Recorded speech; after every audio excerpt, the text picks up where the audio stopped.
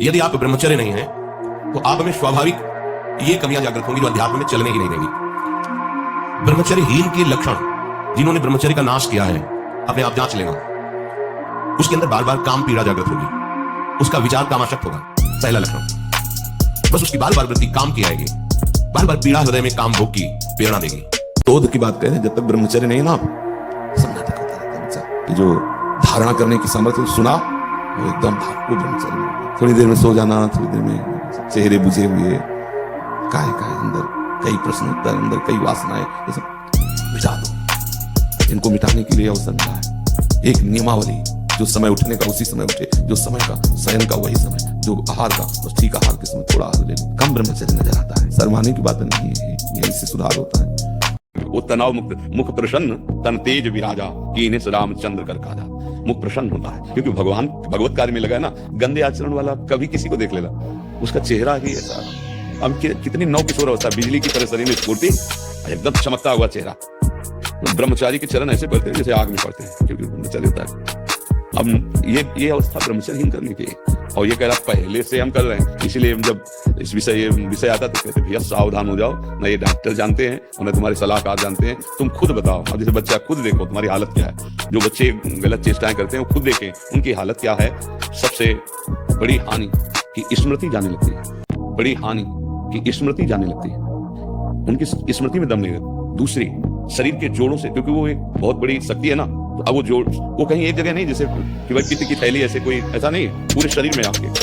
वो जो ही ऐसी चेष्टा होती है ना, वो मंथन करता है, एक मनोवाह नाड़ी है। तो जैसे दूध से पूरा घी निकाल के मथानी अलग कर देती है ना, मंथन कर, ऐसे पूरे शरीर से पावर निकाल के बाहर कर देती है। एक मन अन्न अच्छा, स्वादिष्ट और बलशाली जब पचा लेते हैं हम, तब एक बार संतान उत्पन्न करने का वो शरीर में आता है, जिसे सप्तम धातु वीर कहते हैं। अभी बच्चे हैं, उनको तो पता है, उनको तो कुछ ऐसा लगा कि सुख है, बस किए जा रहे। जहाँ का संग दूषित है, तो आप कुछ क्रिया करें ना करें, वो ऊर्ध्वगामी थोड़ी वीर हो जाएगा। और वीर बिना ऊर्ध्वगामी हुए अखंड कैसे हो सकता है। उसके लिए आसनों पर 6-6 घंटे पद्मासनों पर बैठे, हिले बिना हिले डुले, भीषण कष्ट हुआ पर उसे सही शांत, तो सुषुम्ना नाड़ी खुली, वीर ऊर्ध्वगामी।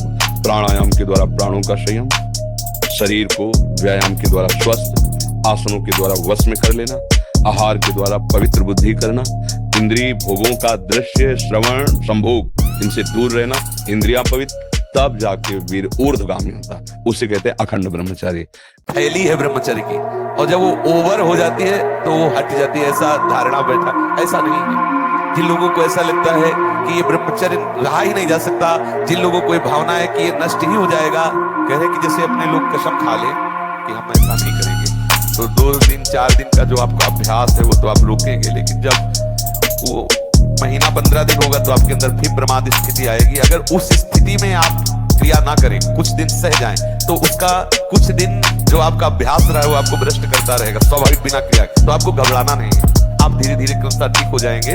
इस विषय पे चर्चा हो चुकी है, पर आप इसमें कुछ प्राणायाम आवश्यक है। किसी योगी जो प्राणायाम के गुरु हैं उनसे आप मिल करके, क्योंकि हम तो वृंदावन के राधा आशिक हैं। बड़ी हानि की स्मृति जाने लगती है, उनकी स्मृति में दम नहीं रहता। दूसरी, शरीर के जोड़ों से, क्योंकि वो एक बहुत बड़ी शक्ति है ना। तो अब वो जोड़, वो कहीं एक जगह नहीं, जैसे कि भाई पित्त की थैली, ऐसे कोई ऐसा नहीं, पूरे शरीर में आपके। वो जो ही ऐसी चेष्टा होती है ना, वो मंथन करता है, एक मनोवाह नाड़ी है। तो जैसे दूध से पूरा घी निकाल के मथानी अलग कर देती है ना, मंथन कर, ऐसे पूरे शरीर से पावर निकाल के बाहर कर देती है। एक मन अन्न अच्छा, स्वादिष्ट और बलशाली जब पचा लेते हैं हम, तब एक बार संतान उत्पन्न करने का वो शरीर में आता है, जिसे सप्तम धातु वीर कहते हैं। अभी बच्चे हैं, उनको तो पता है, उनको तो कुछ ऐसा लगा कि सुख है, बस किए जा रहे। एकांत सेवन, ब्रह्मचर्य के पालन के लिए सात्विक आहार, असुविधा युक्त जीवन, गुरुजनों की कठोर आज्ञा में रहना, तब जाकर के थे। नहीं तो अभी तो बच्चा हो, अभी से थोड़े दिनों में ऐसे जैसे घुन लग जाता है ना लकड़ी में, अंदर खोखला कर देता है, ऐसे वासना दुर्वासना मन सदा परिकर्षयन्ति। महादेव जी कहते हैं ब्रह्मचर्य अर्थात वीर्य धारण करना महान उत्कृष्टतम है, भगवत प्रसन्नता का प्रधान हेतु है। इससे बढ़कर कोई तपश्चर्या तीनों लोगों में प्रसिद्ध नहीं है। जो अखंड ब्रह्मचारी है वो पुरुष नहीं, वो साक्षात भगवत स्वरूप महादेव है। की चेष्टा आपकी शास्त्र सम्मत होनी चाहिए, नहीं फेल हो जाओगे, फिर कुछ नहीं, वो मुझे बल्ब की तरह हो, किसी काम के नहीं। हर समय ब्रह्मचर्य का संरक्षण कैसे हो ये तुम्हें सोचते रहना है। ब्रह्मचारी हो, चाहे लड़की हो, शरीर हो, चाहे पुरुष शरीर हो। ब्रह्मचर्य प्रत्येक मार्ग के लिए बहुत सुंदर नींव है।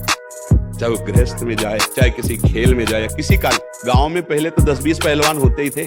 बिना ब्रह्मचर्य के ये कोई भी मार्ग हो, पुष्ट होना बड़ा कठिन है। जैसे ब्रह्मचर्य तो स्मृतिवान है, धैर्यवान है, बलवान है, तभी वो राष्ट्र सेवा में लग पाएगा।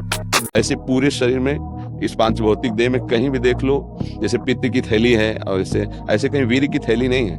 ब्रह्मचर्य जो वीर है उसकी कहीं थैली नहीं है। वो पूरे रक्त को वो मनोवाह नाड़ी मथानी की तरह चिंतन से, जब आपका कामोत्तेजित चिंतन हुआ तो मंथन कर देगी। अब मंथन कर दिया तो फिर लघु शंका में, स्वप्न दोष में किसी न किसी तरह वो निकल जाए। अखंड ब्रह्मचारी जी के लिए चिंतन भी रोकना है।